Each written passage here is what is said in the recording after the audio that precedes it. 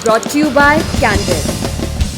Redness, irritation, sweat rash और fungal infection जैसे 4 skin problems का एक एक्सपर्ट सॉल्यूशन। अब रहो अनस्टॉपेबल कैंडिड डस्टिंग पाउडर के साथ। डॉक्टर्स का सुझाया नंबर 1 ब्रांड। आज मेन टॉपिक पर आने से पहले कुछ जरूरी अपडेट्स। जिस वक्त हम ये शो रिकॉर्ड कर रहे हैं, केंद्रीय कैबिनेट की मीटिंग चल रही है। संसद के स्पेशल सत्र के दरमियान ऐसी मीटिंग के मायने क्या हैं? कयास है कि जो नए बिल संसद में आने वाले हैं उसी की तैयारी हो रही है। एक अपडेट यह भी है कि भाजपा को झटका लगा है तमिलनाडु में। तमिलनाडु की प्रमुख पार्टी AIADMK यानी ऑल इंडिया अन्ना द्रविड़ मुन्नेत्र कड़गम ने भाजपा से अपना गठबंधन तोड़ लिया है। ना ध्यान हो तो ध्यान धरा देते हैं, वही जयललिता वाली पार्टी। और अपडेट्स आएंगे तो और बात भी करेंगे। पर बड़ी खबर यह है कि आज यानी 18 सितंबर को 144 खंभों वाले पुराने संसद भवन के दरवाजे आखिरी बार संसदीय कार्रवाई के लिए खुले। अगले दिन से सभी को संसद की नई बिल्डिंग में बैठना होगा। पुरानी बिल्डिंग शायद एक अजायब घर में तब्दील होने वाली है, ऐसा आसमान में उड़ने वाले पंछी बताते हैं। देश के प्रतिनिधि अपना वर्क प्लेस शिफ्ट कर रहे हैं तो ये मौका पुराने भवन से जुड़ी यादों को मुड़कर देखने का भी है। ये वही बिल्डिंग है जिसने आज़ादी देखी, जिसने सरकारों का गिरना और बनना देखा, महत्वपूर्ण कानूनों पर अभूतपूर्व किस्म की बहसें देखी, आतंकवादियों की गोलियों के घाव झेले, वीरगति को प्राप्त हुए जवानों का रक्त देखा। भावनात्मक जुड़ाव लाजिम है। इस दिन संसद में खूब बातें भी हुई। प्रधानमंत्री के भाषण से कार्रवाई शुरू हुई। विपक्ष भी नहीं चूका, लेकिन इसके अर्थ क्या हैं, इस पर भी आज बात करेंगे। नमस्कार, सौरभ द्विवेदी नाम है हमारा और आप देखना शुरू कर चुके हैं लल्लन टॉप शो। सबसे पहले प्रधानमंत्री नरेंद्र मोदी की बात। आज वो सदन के बाहर बोले और फिर अंदर भी। बगल में थे रक्षा मंत्री राजनाथ सिंह। अपने भाषण की शुरुआत नरेंद्र मोदी ने इसरार के साथ की कि संसद भवन का निर्माण भले विदेशियों ने, अंग्रेजों ने कराया हो, लेकिन इस भवन को बनाने में पसीना भारतवासियों का लगा। मेहनत भारत के लोगों की थी और पैसा भी भारत के लोगों का। इसके बाद उन्होंने भारत की 2 उपलब्धियों की घोषणा की, चंद्रयान 3 और G20 सम्मेलन। इसके बाद पीएम मोदी ने सुनाया अपना किस्सा संसद में पहली बार आने का, जब साल 2014 में उन्होंने लोकसभा चुनाव जीतकर संसद में एंट्री ली थी और अपना माथा इसकी ड्योढ़ी पर टेका था। इसकी वजह क्या थी, खुद उन्हीं से सुनिए। मैं पहली बार जब संसद का सदस्य बना और पहली बार एक सांसद के रूप में इस भवन में मैंने प्रवेश किया, तो सहज रूप से मैंने इस संसद भवन के डोर पक्ति पर अपना शीश झुका करके इस लोकतंत्र के मंदिर को श्रद्धा भाव से नमन करते हुए मैंने पैर रखा था। वो पल मेरे लिए भावनाओं से भरी हुई थी। मैं कल्पना नहीं कर सकता था, लेकिन भारत के लोकतंत्र की ताकत है, भारत के सामान्य मानवी की लोकतंत्र के प्रति श्रद्धा का प्रतिबिंब है कि रेलवे प्लेटफॉर्म पर गुजारा करने वाला एक गरीब परिवार का बच्चा पार्लियामेंट पहुंच गया। इसी मौके पर प्रधानमंत्री ने 2-3 रोचक जानकारियां भी साझा की, जैसे बंगाल से आने वाले कम्युनिस्ट पार्टी ऑफ इंडिया से जुड़े इंद्रजीत गुप्त, जो 43 साल तक सांसद रहे। उन्होंने शफीकुर रहमान बर्क का नाम भी लिया। सपा के नेता, पश्चिमी यूपी के संभल के सांसद, जो 93 साल की उम्र में भी संसद आते हैं। पीएम ने ओडिशा से आने वाली बीजू जनता दल की सांसद चंद्राणी मुर्मू का भी जिक्र किया। इसकी वजह, क्योंकि चंद्राणी लोकसभा की सबसे युवा सांसद है। जब संसदीय परंपराओं की विरासत पर बात हो रही है, जब इस परंपरा की वाहक रही एक पुरानी बिल्डिंग से विदा लेने की बात हो रही है, जब हमने प्रधानमंत्री के भाषण के कुछ पहलुओं का आपसे जिक्र किया, तो एक छोटा सा पॉज लेते हैं और पीएम के भाषण से चलते हैं पुराने भवन के इतिहास पर। इतिहास और भूगोल की बात करेंगे और उसके बाद एक बार फिर से आज की तारीख पर आएंगे। पुराने संसद भवन की एक एक ईंट अपने विशाल और समृद्ध अतीत को समेटे है। बात की शुरुआत नींव से। 12 फरवरी 1921 ड्यूक ऑफ कनॉट ने इस भवन की नींव रखी। ये ड्यूक ऑफ कनॉट महारानी विक्टोरिया के बेटे प्रिंस आर्थर थे। ड्यूक ब्रिटिश काल में शासकों को दी जाने वाली एक उपाधि थी। एडविन लुटियंस, इनका काम था आर्किटेक्चर का, चीज़ों को डिज़ाइन करने का। इन्होंने संसद भवन को डिज़ाइन किया, इसीलिए संसद भवन और उसके आसपास के इलाके को, नई दिल्ली के इलाके को लटियंस जोन या लटियंस दिल्ली कहते हैं, और कुछ अपने तंज में लटियंस गैंग भी। डिज़ाइन का आधार चुना गया मध्य प्रदेश के मुरैना में मौजूद 64 योगिनी मंदिर को। हर्बर्ट बेकर को इसे बनाने की जिम्मेदारी मिली, मतलब डिज़ाइन लटियंस का, ईंट गारे का काम हर्बर्ट बेकर का। 6 साल तक ये काम चला और संसद भवन बनकर तैयार हो गया। फिर 18 जनवरी 1927 को तत्कालीन गवर्नर जनरल लॉर्ड इरविन ने इसका उद्घाटन किया। ये इरविन का जिक्र आपने सुना होगा गांधी इरविन पैक्ट के दौरान खूब। आगे बढ़ते हैं। बीबीसी की रिपोर्ट के मुताबिक भवन के निर्माण में उस वक्त 83 लाख रुपए खर्च हुए थे। इसके निर्माण का कनेक्शन राजस्थान के धौलपुर से भी है। इंडियन एक्सप्रेस की रिपोर्ट बताती है कि इसके कंस्ट्रक्शन के लिए धौलपुर से करीब 3,75,000 क्यूबिक फीट पत्थर ट्रेन से दिल्ली लाया गया। जब ये बनकर तैयार हुआ तो इसे आर्किटेक्चर का बेहतरीन नमूना माना गया। अंग्रेजों ने दिल्ली में राजधानी बनाने के इरादे से प्रशासनिक ढांचा चलाने के लिए इसे बनाना शुरू किया था। इन सब के बीच आता है साल 1946। देश आज़ादी के मुहाने पर था और इसी बिल्डिंग में पहली बार संविधान सभा की बैठक हुई। देश आज़ाद होने के बाद इसे भारतीय संसद बनाया गया। ये हुआ इतिहास। अब फिर से आते हैं पीएम मोदी के भाषण पर। पीएम मोदी जिस समय संसद के महात्म का उल्लेख कर रहे थे, बहुत सारी बातों का जिक्र हुआ। पूर्व सांसदों के उस लगाव पर बात जो सांसदी जाने के बाद भी उन्हें सेंट्रल हॉल तक खींच कर लाता है। संसदीय परंपराओं की बात, अक्रॉस पार्टी लाइन जिक्र नेताओं का, बिना किसी तरफदारी के, बिना किसी विरोध के। और इसके बाद प्रधानमंत्री मुखातिब हुए उनसे जो लोकसभा और राज्यसभा के ठीक बीचों बीच बैठकर कागजी काम करते हैं, कभी नोट्स लेते हैं, कभी कागज यहां से वहां पहुंचाते हैं। ये सही है कि हम जनप्रतिनिधि अपनी अपनी भूमिका निभाते हैं, लेकिन सातत्यपूर्ण तरीके से हमारे बीच जो ये टोली बैठती है, उनकी भी कई पीढ़ियां बदल गई है। कभी कागज लेके दौड़ के आते हैं, उनका भी योगदान कम नहीं है।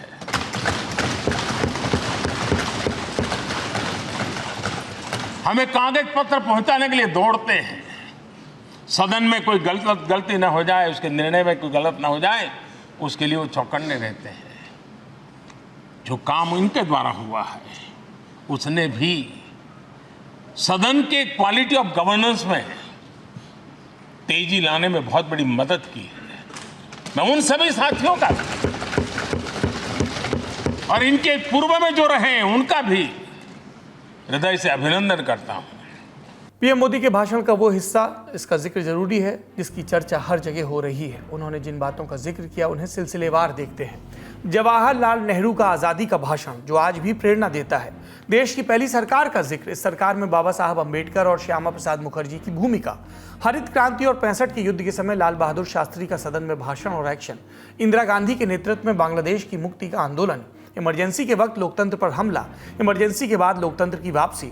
चरण सिंह सरकार में ग्रामीण मंत्रालय का गठन। जब मतदान की उम्र 21 साल से घटाकर 18 साल की गई राजीव गांधी के दौर में। फिर नरसिम्हा राव सरकार में नई आर्थिक नीतियां, भारत के बाजार को जब विदेशी निवेशकों के लिए खोला गया। वाजपेयी सरकार में सर्व शिक्षा अभियान और आदिवासी कार्य मंत्रालय और पूर्वोत्तर मंत्रालय का बनना। मनमोहन सिंह सरकार में जब भाजपा सांसदों ने नोटों की गड्डी लहराई, कैश फॉर नोट का इल्जाम लगाया। इसके बाद प्रधानमंत्री मोदी अपनी सरकार पर आए, जिक्र किया जीएसटी का, आर्टिकल 370 को निष्प्रभावी किए जाने का और 1 रैंक 1 पेंशन का। इसी सदन में अटल जी ने कहा था, वो शब्द आज भी गूंज रहे हैं इस सदन में, सरकारें आएगी जाएगी, पार्टियां बनेगी बिगड़ेगी, लेकिन ये देश रहना चाहिए।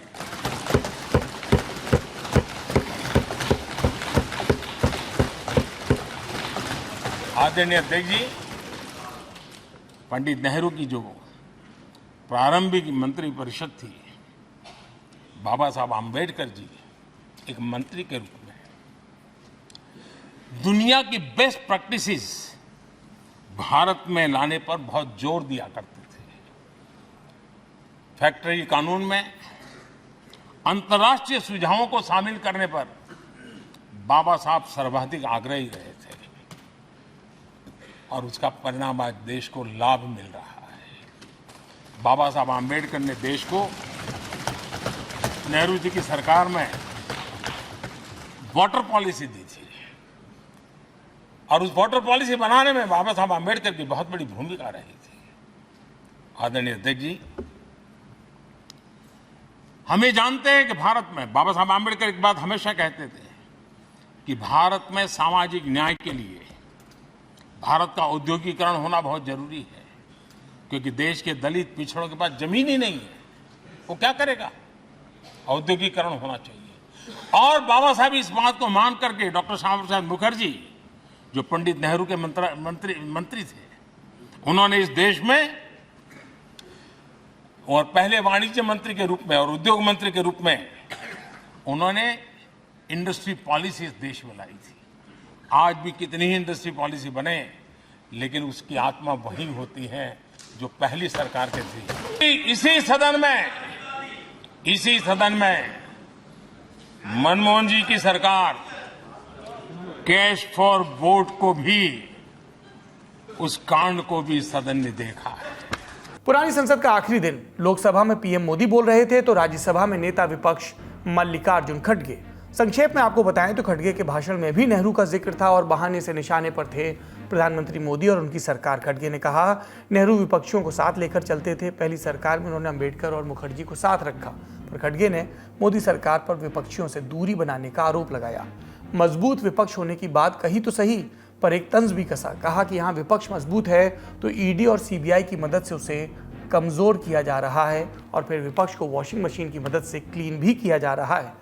खड़गे का इशारा ऐसे नेताओं की ओर था जिन पर ईडी और सीबीआई की जांच ठीक उस मौके पर बंद हो गई जब इन नेताओं ने बीजेपी को ज्वाइन किया, ऐसा इल्जाम है। खड़गे ने एक कदम आगे बढ़कर सभापति जगदीप धनखड़ के रोल पर भी सवाल उठाए। कहा कि पहले विधेयकों को स्टैंडिंग कमेटी के पास भेजा जाता था, अब नहीं भेजा जाता। आप तो कोशिश किए हैं, लेकिन आपके बातों को भी वो नहीं मानते। ये मुश्किल है ना। आप हमको बोलते हैं, उसीलिए हम बार बार आपके तरफ देखते हैं। तो जब हम आपके तरफ देते हैं तो फिर आप उनके तरफ देखते हैं। तो इसलिए खड़गे जी, मैं मजबूर नहीं हूँ, मजबूत हूँ। आप मजबूत, मेरी बात को मानते तो लोकसभा से पहले चर्चा होती। खड़गे ने धनखड़ को एक और समझाइश दी। कहा कि सभापति जी, आप हम विपक्षियों को उनकी गलती की सजा देते हैं, कभी उनको यानी सत्ता पक्ष के लोगों को भी सजा दीजिए। राज्यसभा में खड़गे और सभापति जगदीप धनखड़ के बीच हंसी मजाक भी हुआ। विपक्ष के खेमे से कभी कोई तैश में आकर आवाज देता तो खड़गे बोलते, अरे मत परेशान करो चेयरमैन को। ये एक आध बार होता। एक मौके पर तो धनखड़ ने पलट कर कह दिया, खड़गे जी आप ही पहले उकसाते हो, फिर आप ही उनको शांत कराते हो।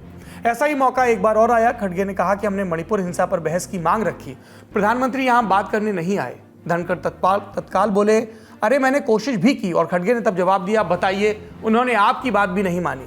ऐसे कई मौके आ जाए, बताएंगे तो खासा वक्त लगेगा, इसीलिए आप ये मोन्टाज देखिए। धनखड़ और खड़गे विषयक। 14 साल मिले, कहाँ जा रहे हैं? बड़ी गड़बड़ी में जा रहे तो मुझे लगा, तो इसलिए पूछा।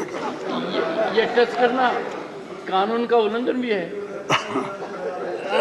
अब ये साहब, हमारे हाउस में उल्लंघन बहुत होते हैं, फिर भी आप दिलदार हैं, उसको संभाल लेते हैं। उसीलिए मैं बोला उसको संजय सिंह को और चड्ढा को बुला लो। हम नीचे हैं तो हमारे ऊपर पहला हाथ आप ही का आता है, क्योंकि हम नीचे रहने से। तो ये जो है सर, आज तो आपका पूरा अटैक मेरे पर ही है। आप मूल मुद्दे से भटक गए। नहीं, आप खुद देखेंगे कि आपने क्या कहा है अब तक। विषय से बिल्कुल भटक गए सर, नहीं, दूर दूर तक चले गए साहब। ये तो समय ऐसा, वो एक वक्त था जो सबको लेके लोग चलते थे और लोकतंत्र को ठीक ढंग से ठीक रास्ते पे ले जाने के लिए कितनी कोशिशें होती थी, इससे ये अंदाजा लगता है। उस वक्त कौन थे प्राइम मिनिस्टर? पंडित जवाहरलाल नेहरू थे। नहीं सर, आपकी याददाश्त बहुत अच्छी है। इधर क्यों देख रही? नहीं, इधर ये टैक्टिकल है। मतलब ऐसे लगता है कि बहुत अच्छा स्क्रिप्ट किया हुआ है। साहब मेरे आपको याद दिला रहे थे साहब, सर आपको याद दिला रहे थे जरा। नहीं, बिल्कुल ऐसा ही था, क्योंकि तब राष्ट्र की बुनियाद रखने का काम हो रहा था। बुनियाद के अंदर जो पत्थर जाते हैं वो दिखते नहीं, और जब वॉल पे आप नाम लगाते हो वही दिखते हैं। आप कभी भी जाइए साहब, आप तो 2-4 अनेक कोर्ट तो उद्घाटन किए होंगे अब तक, कहीं भी जाइए, जो बिल्डिंग ठहरती है बुनियाद पर वो अंदर के मजबूत पत्थर किसको भी नहीं दिखते, लेकिन ऊपर का नाम। माने खड़गे जी, मैं हाल में भारत मंडपम गया था। हाँ देखिए, नींव भी देखी और ऊपर भी देखा। यही मैं बोल रहा हूँ, आप बहुत से लेकिन देखते हैं। दुनिया के नेताओं ने जो मुझे कहा, सर बोलने आश्चर्यचकित हो गया। सर बोलने दीजिए। उसकी नींव का भी आधार समझ में आ गया, ऊपर का भी समझ में आ गया। उसीलिए साहब इतने बिल्डिंग्स, आप कौन से भी इमारत बनी होगी, राजे रजवाड़ों के महल बने होंगे, और हमारी पार्लियामेंट बनी, पहले की पार्लियामेंट है, नई है, और कुछ कल जाने में अभी वो दिक्कत है, कौन देखे कौन नहीं दे, हमारी जगह कहाँ है वो भी ढूंढना पड़ेगा। सर आखिरी एक बात कह के आज आप बहुत एजिटेटेड हो। मैं खत्म करता हूँ। नहीं, आज आप बहुत एजिटेटेड हो। हाँ? आप बहुत गुस्से में हो आज। नहीं, ना ना, हमने वो किया, ये ठीक है, G2 ठीक है, G2 क्या G20 सर नहीं, क्योंकि वो जीरो में कमल का फूल ही दिखता था। आप देखिए साहब, वो आप देखिए, वेरी गुड बात। हाँ आप देखिए, वो कभी भी एडवर्टाइजमेंट। खड़गे जी, आपका स्तरीय नहीं है, आपका स्तर नहीं है, आपका स्तर नहीं है। एक तो मेहरबानी करके G20 की मजाक मत उड़ाइए। G20 बहुत, अरे मजाक नहीं भाई, लेकिन सर शायद माननीय leader of the opposition Congress के अध्यक्ष भी है, उनको तो सिर्फ 2G दिखता है, 1G एंड SunG, 2G दिखता है। अरे ये देखो, सदन के इस सत्र में जो भी बिल टेबल होने वाले हैं या जिनकी घोषणा हो चुकी है वो हमने आपको पिछले हफ्ते के लल्लन टॉप शो में बताए थे। सहूलियत के लिए उस शो का लिंक हम आपको डिस्क्रिप्शन में सबसे ऊपर दे रहे हैं, पर कयास लग रहे हैं कि कुछ और बिल हैं जिनका बुलेटिन में जिक्र नहीं है, जिनके बारे में चुनिंदा लोगों को पता है। कयासों पर बात चल रही है, लेकिन सबसे अहम बात आनी है कैबिनेट की मीटिंग से। जब देश के सांसद कल नए संसद भवन में बैठेंगे तो उन्हें ध्यान होना चाहिए कि जनता उन्हें देख रही है। उन्हें ध्यान होना चाहिए कि भवन भले बदल रहा हो, पर उस इमारत का लोकतंत्र, उसकी परंपरा, उसका संवाद बना रहना चाहिए। ये देश बना रहना चाहिए, उत्तरोत्तर विकसित होते हुए रहना चाहिए।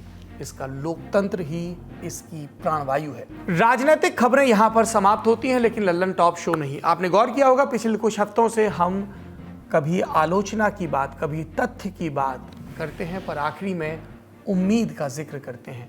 उम्मीद की बात में आज हम जिक्र करेंगे हिंदुस्तान के क्रिकेट के नए नवेले सितारे मोहम्मद सिराज की बात। एशिया कप के फाइनल में उनकी शानदार गेंदबाजी के चर्चे हर जगह हैं।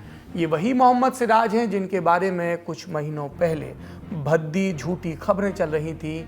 तिलक लगाने न लगाने को लेकर उनको उसके मजहब से, उनके कट्टरपंथ से कथित तौर पर जोड़ दिया गया था। लेकिन अब सिराज का एक पुराना वीडियो वायरल हो रहा है। टेस्ट क्रिकेट की यूनिफॉर्म में सिराज खड़े हैं और रो रहे हैं, पीछे राष्ट्रगान बज रहा है। बाद में सिराज ने बताया कि राष्ट्रगान सुनकर उन्हें उनके पिता की याद आई। वो टेस्ट क्रिकेट खेलते देखना चाहते थे, अगर देख लेते तो अच्छा लगता। बता दें, साल 2020 में मोहम्मद सिराज के पिता मोहम्मद गौस का निधन हो गया था। आज के शो में इतना ही। अपना और अपनों का ख्याल रखिए। शुभ रात्रि।